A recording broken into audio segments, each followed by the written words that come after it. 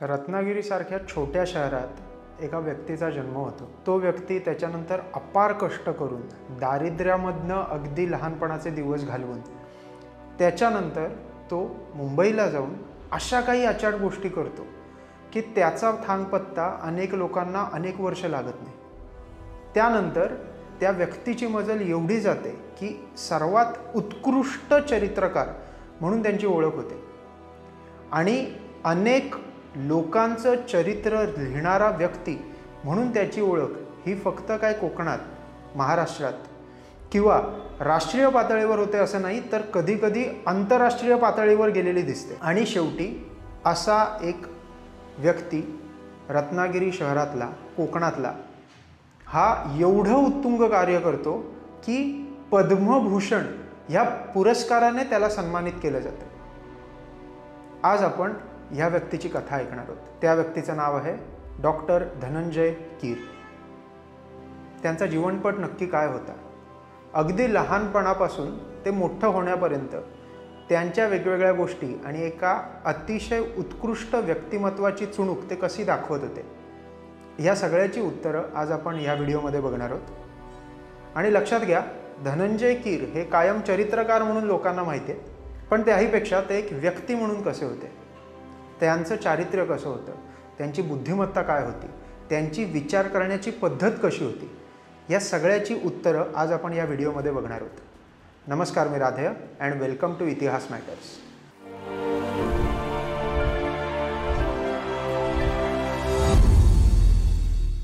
आता धनंजय कीरांचं चरित्र पूर्ण अभ्यासताना आणि त्याहीपेक्षा त्यांच्याबद्दल अनेक लोकांबरोबर चर्चा करताना खूप विशेष आभार मला मानावेसे वाटतात ते त्यांच्या मुलाचे, डॉक्टर सुनीत कीर यांचे, आणि त्यांचेच चरित्रकार श्री राजेंद्र प्रसाद मसूरकर यांचे।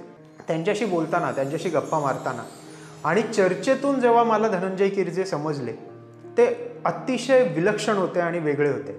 तर ह्या सगळ्याचा लेखाजोखा आज आपण या व्हिडिओमध्ये बघणार आहोत। धनंजय कीर हे माझे वडील, त्यांना मी बाबा म्हणायचो, आणि आई त्यांना पप्पा मम्मी हे काय आवडायचं नाही। धनंजय कीर हे दोन शब्द पाहिले की तो सगळा मजकूर काय असेल तो वाचून काढायचा, अशी एक मला सवय लागली होती। पण धनंजय कीर ही व्यक्ती मला आकर्षून घेण्यासाठी का कारणीभूत ठरली, तर जेव्हा त्यांचं कृतज्ञ मी कृतार्थ मी हे आत्मचरित्र वाचलं, त्यात एक उल्लेख असा होता की महापुरुष कसे घडतात ह्याचं मला कुतूहल होतं आणि त्या कुतूहलापोटी त्यांनी चरित्र वाचली। साधारण 15, 16, 17, 18 वर्षाच्या वयामध्ये, म्हणजे किशोर वयामध्ये एखादा विद्यार्थी काय वाचतो, तर तो कथा वाचतो। त्यावेळी बाबूराव अर्नाळकरांच्या कथा वगैरे लोकप्रिय होत्या, नासी फडक्यांच्या कथा लोक वाचत असत, खांडेकरांच्या कादंबऱ्या वाचत असत, पण हा एक वेडा मनुष्य होता, ह्याच्या वाचनात तसलं काही नसे। साधारण 1910 ते 20 हा काळ लक्षात घ्या। जुवे हे एक अतिशय निसर्गसंपन्न गाव भाटेखाडीच्या जवळ होतं। त्या जुव्यात कीर नावाची अनेक मंडळी होती। त्यातलंच एक कीर कुटुंब हे बऱ्यापैकी सधन आणि श्रीमंत होतं, पण काही कारणास्तव त्यांना जुवे सोडावं लागलं। त्यांना एक मुलगा होता, त्याचं नाव होतं विठ्ठल। आता विठ्ठल काही वर्ष मुंबईत काम करायला गेला। मुंबईत काम केल्यानंतर अचानक ती नोकरी सोडावी लागली आणि त्याच्यानंतर ते रत्नागिरीत आले। त्याच काळात 1913ला, 23 एप्रिल 1913ला त्यांना, म्हणजेच विठ्ठल कीर आणि श्रीमती देवकी कीर ह्यांना अनंत नावाचा मुलगा झाला।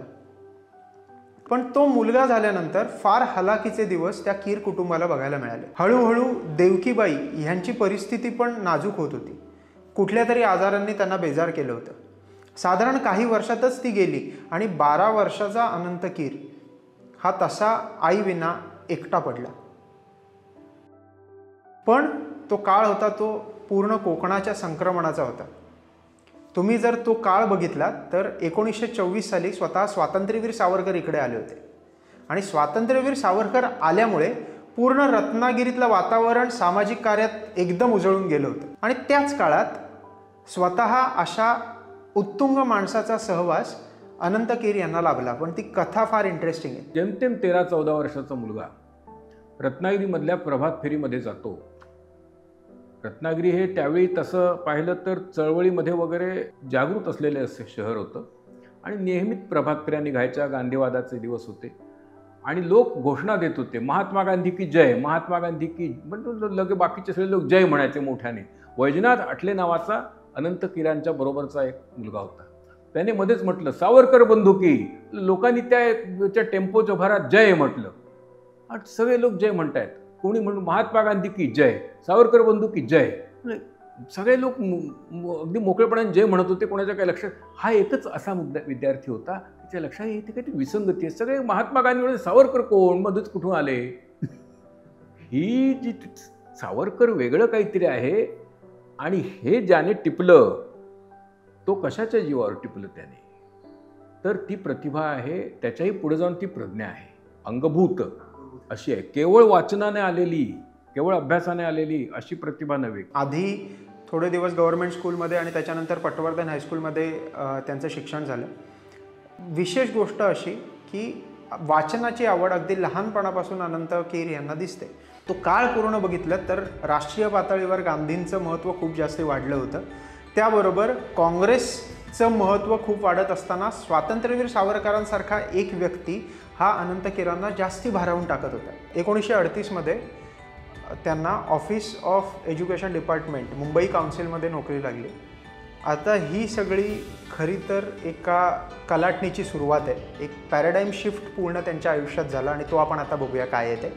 बेसिकली तेंडुलकर नावाचे त्यांचे एक मित्र होते आणि प्रियोळकर नावाचे मित्र होते. ते मित्र हे दोघंही गांधीवादी होते आणि तेव्हा स्वतः कीर हे सावरकरवादी होते. तेव्हा हिंदू महासभा आणि काँग्रेस यांच्यातलं भांडण विकोपाला गेलेलं होतं. काँग्रेस सत्तेत होती आणि हिंदू महासभा तेव्हा कधी सत्तेत आलेली दिसत नाही. त्या सगळ्या काळात स्वतः प्रियोळकर, तेंडुलकर आणि कीर हे कायम एकत्र असायचे. पण कीर ह्यांच्या कष्टांना एक वेगळी किनार होती. त्यांचं 28व्या वर्षी लग्न झालेलं होतं. त्यांचा जो पहिला मुलगा होता तो एकदा माडीवरनं पडला आणि त्याला एपिलेप्सीचा त्रास सुरू झाला होता आणि अटॅक्स येत होते. एक खूप मोठं घर त्यांना सांभाळायचं होतं आणि त्याबरोबर रत्नागिरीत आपल्या मूळ घरीसुद्धा थोडे पैसे पाठवायचे होते. कीर यांना समजलं हे सगळं काम करत असताना मला काहीतरी वेगळं करायला हवं, काहीतरी वेगळं कमवण्याचं साधन हवं आणि एक वेगळा व्यासंग तर कीर यांना दिसतोच. अनंत कीर हे स्वतः एका लायब्ररीमध्ये जाऊन अनेक पुस्तकं वाचायचे. कुठलंही पुस्तक हातात आलं की ते वाचल्याशिवाय सोडायचं नाही, हा त्यांचा हेका होता. म्हणजे गमतीदार एक भाग असा आहे की दादरला फ्री रीडिंग रूम नावाची लायब्ररी होती. त्या लायब्ररीमध्ये अनंत विठ्ठल कीर गेले. 19 वर्षाचा मुलगा, नॉन मॅट्रिक, मॅट्रिकला 2 वेळा बसावं लागलं. फक्त ही उल्लेख करण्याची बाब का आहे ते पुढे लक्षात येईल. आणि तिथे गेल्यानंतर त्यांनी पाहिली इतकी पुस्तकं आहेत, वेड्यासारखा त्या रॅकमधूनच्या रांगेमधून हा फिरत असे आणि त्याचं लक्ष कुठे गेलं तर त्यावेळची मराठी किंवा इंग्लिश कादंबरी नव्हे तर वेबस्टरचा शब्दकोश. वेबस्टरच्या शब्दकोशावर त्याची नजर खिळून राहिली आणि आश्चर्याची गोष्ट अशी आहे की तो संपूर्ण शब्दकोश या तरुणाने तोंडपाठ केला. हा शब्दकोश केवढा असेल, साधारण डिक्शनरी म्हटल्यानंतर आपल्या डोळ्यासमोर येतच, पण ज्यांनी सटीप ज्ञानेश्वरीची एखादी पोथी पाहिली असेल तर त्या पोथी एवढा तो वेबस्टरचा शब्दकोश आहे. सर्वसामान्य पुस्तकापेक्षा मोठा आकार आणि जवळपास 1200 पृष्ठांचा तो शब्दकोश आहे. इंग्लिश टू इंग्लिश, मराठी नाही. आणि तो संपूर्ण त्यांनी तोंडपाठ केला आणि स्वतःचा असा एक कोश की जो ज्याला अप्लाइड म्हणता येईल आपल्या नित्याच्या वाचनासाठी, ए पासून एच अक्षरापर्यंतचा स्वतःचा असा एक शब्दकोश त्यांनी तयार केला. लक्षात घ्या, इथे आपल्याला एका चरित्रकाराची चुणूक दिसते. कुठलीही गोष्ट वाचून ठेवली की त्याचे नोट्स काढायचे, मग ते अंडरलाईन करून ठेवायचं, कुठेतरी लिहून ठेवायचं, त्याची वेगवेगळे डॉक्युमेंट्स करायची, ही सवय आपल्याला अनंत कीर यांची दिसते. आणि तेव्हाच त्यांना A.S. भिडे, जे स्वतः सावरकरांचे पर्सनल सेक्रेटरी होते, त्यांच्याशी त्यांनी ओळख वाढवली. आता याचं कारण काय आहे? सावरकरांबद्दलचं असलेलं निस्सीम प्रेम. सावरकरांना भेटायचं, सावरकरांसाठी काहीतरी करायचं, हे कायम त्यांच्या ध्यानीमनी होतं. त्याच्यातच भिडे यांनी स्वतःचं एक फ्री हिंदुस्तान नावाचं मॅगझिन सुरू केलं होतं. भिडेंनी सांगितलं की तुम्ही ह्याच्यात लिहायला सुरुवात करा. आणि कीर यांनी काही थोडेसे पैसे मिळतात आणि त्याबरोबर आपला व्यासंग जपला जातो म्हणून लिहायला सुरुवात केली. चरित्रकाराच्या लिखाणाची सुरुवात ही इथे. लक्षात घ्या, त्याच्यानंतर त्यांनी जी काही एडिटोरियल्स त्या मॅगझिनमध्ये लिहिलेली आहेत ती प्रचंड फेमस झाली. तात्यासाहेब केळकर, लोकमान्य टिळक, डॉक्टर मुंजे, सुभाषचंद्र बोस यांच्याबद्दल लिखाण करायला सुरुवात केली. ते लिखाण भयंकर वाचलं जायचं आणि तेव्हा अनंत कीरांना स्वतः समजलं की आपलं स्वतःचं एक वेगळं पोटेन्शियल आहे जे अनेक लोकांकडे नाही आहे. अनेक ठिकाणावरनं अनेक नोट्स काढून अनेक विषयांचा अनेक अंगाने अभ्यास करून कुठलं तरी एक चरित्र किंवा छोटंसं एडिटोरियल लिहिण्याची सवय ही अनंत कीरांना इतरांपासून वेगळं करत होती. ती सवय अनंत कीरांना कायम पुढे उपयोगी पडणार होती आणि पद्मभूषणपर्यंत नेणार होती. आणि इथे एक मजेदार गोष्ट घडते. अनंत कीर दिवसभर जेव्हा मुंबई काउन्सिलमध्ये काम करत होते तेव्हा ते अनंत कीर म्हणून काम करत होते आणि संध्याकाळी आल्यानंतर जेव्हा त्यांचं वाचन चालू होतं, जेव्हा ते लिखाण करत होते, जेव्हा ते फ्री हिंदुस्थानमध्ये अनेक लोकांपर्यंत पोचेल अशा गोष्टी अभ्यास करून लिहित होते, तेव्हा त्यांनी त्यांचं नाव बदललं आणि ठेवलं धनंजय कीर. अनंत कीरचा धनंजय कीर असा झाला आहे. पण आपल्याला बॉम्बे काउन्सिलमध्ये काम करणारे अनंत कीर कधीच नको होते आणि त्यांचा अभ्यास करण्यापेक्षा त्याच्या पलीकडे एक व्यासंग जपणारे, एक अभ्यासू वृत्ती असलेले, अनेक लोकांचा अभ्यास करून अनेक उत्तुंग चरित्र लिहिलेली व्यक्ती म्हणजे धनंजय कीर हे जास्ती महत्त्वाचे आहेत. धनंजय कीर हे आता काम करत होते. मुंबई काउन्सिलमध्ये त्यांचं काम चालूच होतं आणि त्यामुळे चरित्रकार म्हणून उभारी येणारा व्यक्ती अशी ओळख धनंजय कीरांची होणार होती. पण त्याच्या मागचा विचार बघा, त्याच्या मागचा अभ्यास बघा, त्याच्या मागची शास्त्रशुद्ध पद्धत समजली की आपल्याला कीर स्वतः इतरांपेक्षा वेगळे कसे आहेत ते समजतं. धनंजय कीर यांनी तेव्हा त्या काळी अनेक चरित्र वाचायला सुरुवात केली.